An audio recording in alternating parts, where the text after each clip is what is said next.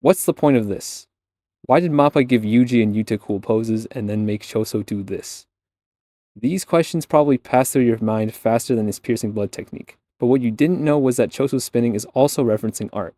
You see, Choso spinning into this ball is a reference to the spin from Steel Ball Run. Okay, maybe that's not actually the case, but trust me when I say this is actually deeper than you think it is. See, I didn't think anything could top JJK Season 2, and yet, Season 3 is wild. The animation, the characters, and new things that weren't even part of the manga. Part of this is the insane opening. Mappa made lots of references to artworks, other anime, and even literature.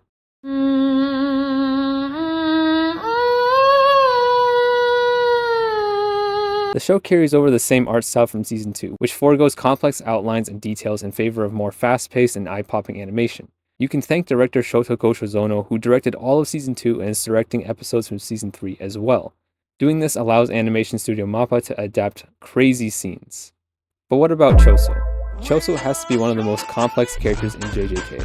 He's half human, half cursed spirit, and has the blood of the most evil Jujutsu sorcerer in history running through his veins. He originally aligned himself with Kenjaku, but switched to Team Yuji! He basically went from a serial killer to a morally okay serial killer. But if you look at the Season 3 opening and pay attention, you'll catch some subtle details that tell us more about Choso.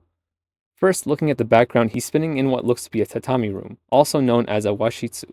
These are found everywhere in traditional Japanese houses, also called minkas, meaning a private house or a house of the people, that was used by middle-class citizens who weren't samurai, such as farmers and merchants. The aspects of minimalism and simplicity are meant to make the home feel more natural and comfortable for its inhabitants. Now, back to the spin. This seems like a weird emote, but the overt significance behind this is a reference to his background.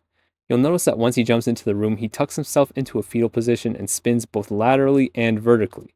Choso spent 150 years as a death painting womb before he and two of his brothers got physical bodies. So him spinning in this house around him represents the glass tube he was in. So the sequence represents how he and his brothers had been living for the past 150 years, just spinning in jars that they called home. But he felt at ease existing like this, knowing that he had his brothers with him the whole time. Another point of significance lies within Choso's powers.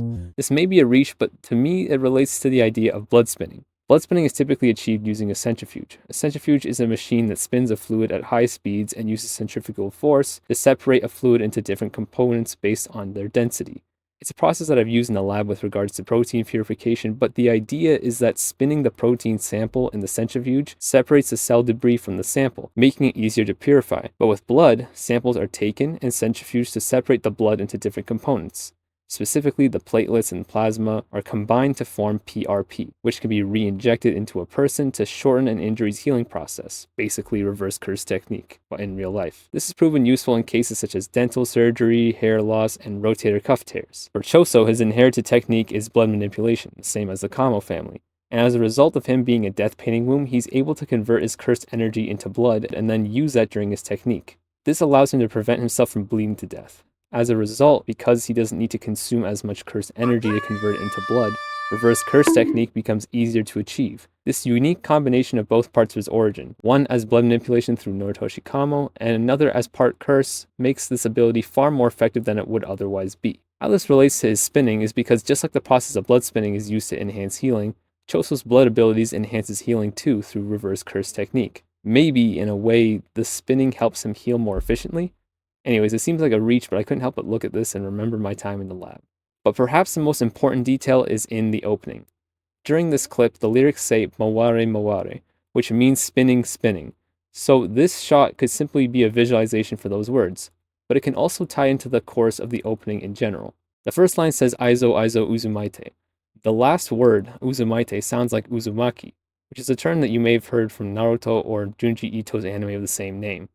The word itself means spiral or cycle, and the base word uzu is shared with uzumaite, which makes sense because uzumaite in Aizo translates to swirling in a storm. This might also be a reference to Kenjaku because Kenjaku took maximum uzumaki from Geto, and he's also the organizer of the culling game, which is the focus of this season.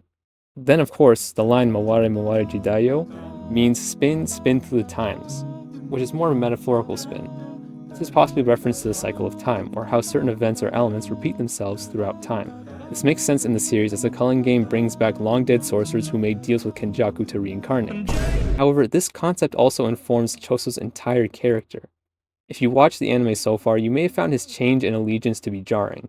But that's because for his entire existence, his only motivation, no matter what side he's on, is to protect his brothers. After he gets a schizo flashback in Shibuya and realizes that Yuji is his blood brother, he geeks out and switches up completely. Not only does Yuji remind him of his status as an older brother, but he reminds him of his lifelong purpose, which is probably why he goes out of his way to get his approval, despite beating the snot out of him in a bathroom the week before. If that isn't older brother behavior, I don't know what is. So this spinning around like the cycle of time reinforces how Choso will keep doing what he's been doing for the last 150 years, which is looking after his bros. Anyways, I overanalyzed this 3-second clip of Choso mostly because it was funny, but also because I just saw parallels to various different real-life concepts, whether it's social, scientific, or lyrical. But if you want me to dive deeper into other small details, let me know your suggestions in the comments, and be sure to like and subscribe to show your support to the channel. I would very much appreciate it. That's it for today. Take care.